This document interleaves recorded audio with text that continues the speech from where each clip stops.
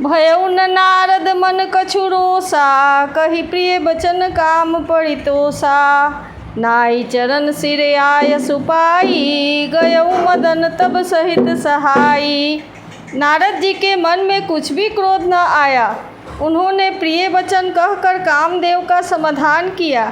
तब मुनि के चरणों में सिर नवाकर और उनकी आज्ञा पाकर कामदेव अपने सहायकों के साथ लौट गया। मुनि सुशीलता आपनी करनी, सुरपति सभा जाई सब बरनी। सुनी सबके मन अचरज आवा, मुनि ही प्रशंसी हरि सिरुनावा। देवराज इंद्र की सभा में जाकर उसने मुनि की सुशीलता और अपनी करतूत सब कही, जिसे सुनकर सबके मन में आश्चर्य हुआ और उन्होंने मुनि की बड़ाई करके श्रीहरि को सिर नवाया। तब नारद गवने शिव पाही, जिता काम यह मिति मन माही। मार चरित शंकर ही सुनाए, अति प्रिय जानी महेश सिखाए। तब नारद जी शिव जी के पास गए। उनके मन में इस बात का अहंकार हो गया कि हमने कामदेव को जीत लिया। उन्होंने कामदेव के चरित्र शिव जी को सुनाए और महादेव जी ने उनको अत्यंत प्रिय जानकर इस प्रकार शिक्षा दी। बार बार बिनवउ मुनि तोहि, जिमि यह कथा सुनाए हु मोहि। तिमि जनि हरि सुनावहु कबहु, चलेहु प्रसंग दुराए हु तबहु। हे मुनि, मैं तुमसे बार बार विनती करता हूँ कि जिस तरह यह कथा तुमने मुझे सुनाई है, उस तरह भगवान श्री हरि को कभी मत सुनाना। चर्चा भी चले तब भी इसको छुपा लेना। शंभुदिन उपदेश हित, नहीं नारद ही सुहान। भरद्वाज कौतुक सुनहु, हरि इच्छा बलवान। यद्यपि शिव जी ने यह हित की शिक्षा दी, पर नारद जी को वह अच्छी न लगी। हे भरद्वाज, अब तमाशा सुनो। हरि की इच्छा बहुत बलवान है।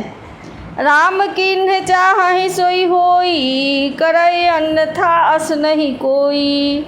शंभु बचन मुनि मन नहीं भाए, तब बिरंची के लोक सिधाए।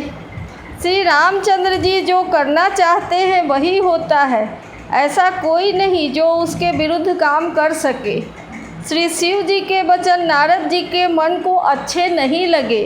तब वे वहाँ से ब्रह्मलोक की ओर चल दिए। एक बार करतल बड़ बीना, गावत हरि गुण गान प्रवीणा। शंभु बचन क्षीर सिंधु गवने मुनिनाथा, जहाँ बस श्रीनिवास श्रुति माथा। एक बार गान विद्या में निपुण मुनिनाथ नारद जी हाथ में सुंदर वीणा लिए हरि गुण गाते हुए क्षीर सागर को गए, जहाँ वेदों के मस्तक स्वरूप मूर्तिमान वेदांत तत्व लक्ष्मी निवास भगवान नारायण रहते हैं। हरषि मिले उठी रमा निकेता, बैठे आसन ऋषि समेता। बोले बिहसी चराचर राया, बहुते दिनन कीन्ह मुनि दाया। रमा निवास भगवान उठकर बड़े आनंद से उनसे मिले और ऋषि नारद जी के साथ आसन पर बैठ गए। चराचर के स्वामी भगवान हंसकर बोले, हे मुनि, आज आपने बहुत दिनों पर दया की। कामचरित नारद सब भासे, यद्यपि प्रथम बरज शिव राखे। अति प्रचंड रघुपति कै माया, जहि न मोह अस को जग जाया। यद्यपि श्री शिव जी ने उन्हें पहले से ही बरज के रखा था, तो भी नारद जी ने कामदेव का सारा चरित्र भगवान को कह सुनाया। श्री रघुनाथ जी की माया बड़ी ही प्रबल है। जगत में ऐसा कौन जन्मा है जिसे वह मोहित न कर सके। रूख बदन करी बचन मृदु, बोले श्री भगवान। तुम्हरे सुमिरन ते मिटही, मोह मार मदमान। भगवान रूखा मुँह करके कोमल वचन बोले, हे मुनिराज, आपका स्मरण करने से ही दूसरों के मोह, काम, मद और अभिमान मिट जाते हैं। फिर आपके लिए तो कहना ही क्या है। सुन मुनि मोह होई मन ताके, ज्ञान विराग हृदय नहीं जाके। ब्रह्मचरज व्रत रतमति धीरा, तुम्हि की करई मनोरथ पीरा। हे मुनि सुनिए, मोह तो उनके मन में होता है जिसके हृदय में ज्ञान वैराग्य नहीं है। आप तो ब्रह्मचर्य व्रत में बड़े ही तत्पर और धीर बुद्धि हैं। भला कहीं आपको भी कामदेव सता सकता है। नारद कहे सहित अभिमाना, कृपा तुम्हारी सकल भगवाना। करुणा निधि मन दीख विचारी, उड़ अंकुरे उगरब तरु भारी। नारद जी ने अभिमान के साथ कहा, भगवान यह सब आपकी कृपा है। करुणा निधान भगवान ने मन में विचार कर देखा कि इनके मन में गर्व के भारी वृक्ष का अंकुर पैदा हो गया है। बेगी सो मैं डारी हूँ उखाड़ी, पन हमार सेवक हितकारी।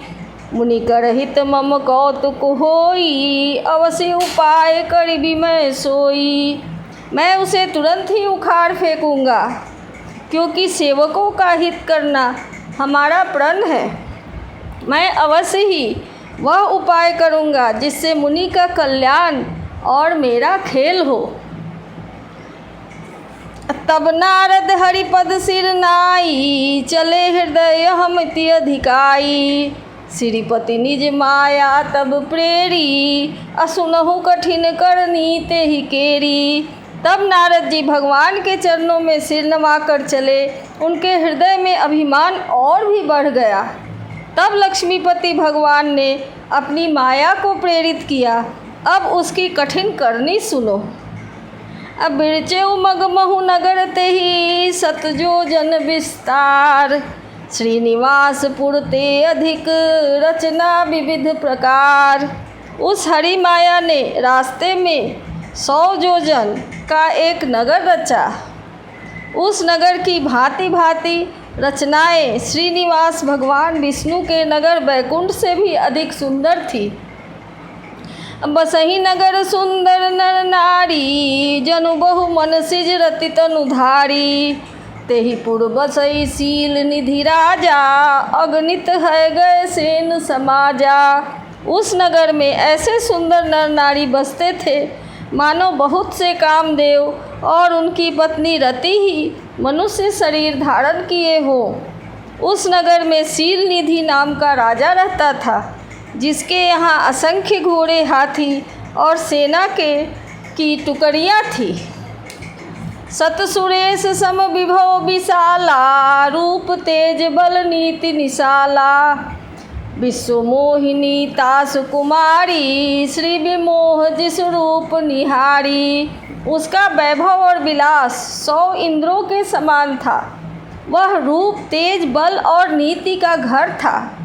उसके विश्व मोहिनी नाम की एक ऐसी रूपवती कन्या थी जिसके रूप को देखकर लक्ष्मी जी भी मोहित हो जाए। सोई हरि माया सब गुण खानी, शोभाता सुख जाई बखानी। करई स्वयंवर सो निप बाला, आए तह अगणित महिपाला। वह सब गुणों की खान भगवान की माया ही थी। उसकी शोभा का वर्णन कैसे किया जा सकता है। वह राजकुमारी स्वयंवर करना चाहती थी, इससे वहाँ अगणित राजा आए हुए थे। मुनि कौतिकी नगर तेहि गयऊ, पुरवासिन सब पूछत भयऊ। सुनि सब चरित भूप गृह आए, करी पूजा निप वचन निप मुनि बैठाए। खिलवाड़ी मुनि नारद जी उस नगर में गए और नगरवासियों से उन्होंने सब हाल पूछा। सब समाचार सुनकर वे राजा के महल में आए। राजा ने पूजा करके मुनि को आसन पर बैठाया। आनि दिखाई नारद ही भूपति राजकुमारी, कहु नाथ गुण दोष सब एहि के हृदय विचारी। फिर राजा ने राजकुमारी को लाकर नारद जी को दिखलाया और पूछा कि हे नाथ, आप अपने हृदय में विचार कर इसके शब्द गुण दोष कहिए। देखी रूप मुनि बिरति बिसारी, बड़ी बार लगी रहे निहारी। लक्षणता सुबिलो की भुलाने, हरस हृदय नहीं प्रगट बखाने। उसके रूप को देखकर मुनि वैराग्य भूल गए और बड़ी देर तक उसकी ओर देखते रहे। उसके लक्षण देखकर मुनि अपने आप को ही भूल गए और हृदय में हर्षित हुए, पर प्रकट रूप में उसके लक्षणों को नहीं कहा। जो ही बड़ई अमर सो होई, समर भूमि ते जीत न कोई। से वहीं सकल चराचर ताही, बड़ई शील निधि कन्या जाही। लक्षणों को सोचकर वे मन में कहने लगे कि जो इसे ब्याहेगा वह अमर हो जाएगा और रणभूमि में उसे कोई जीत न सकेगा। यह शील निधि की कन्या जिसको वरेगी, सब चर अचर जीव उसकी सेवा करेंगे। लक्षण सब विचारी उड़ राखे, कछुक बनाई भूप सन भासे। सुता सुलक्षण कहि निप पाही, नारद चले सोच मन माही। सब लक्षणों को विचार कर मुनि ने अपने हृदय में रख लिया और राजा से कुछ अपनी ओर से बनाकर कह दिया। राजा से लड़की के सुलक्षण कहकर नारद जी चल दिए, पर उनके मन में यह चिंता थी कि करौ जाई सोई जतन बिचारी, जेहि प्रकार मोहि बरय कुमारी। जप तप कछु न होई तेहि काला, हे विधि मिलई कवन विधि बाला। मैं जाकर सोच विचार अब वही उपाय करूं जिससे वह कन्या मुझे वरे। इस समय जब तब से तो कुछ हो नहीं सकता। हे विधाता, मुझे यह कन्या किस तरह मिलेगी।